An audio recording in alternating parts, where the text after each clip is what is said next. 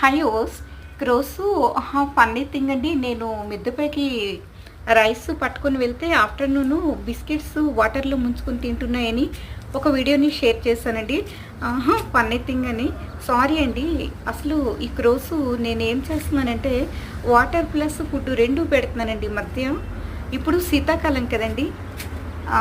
First రోజు morning వచ్చిన వెంటనే వాటర్ తీసుకుంటున్నాయండి, తర్వాత ఫుడ్ తీసుకుంటున్నాయి.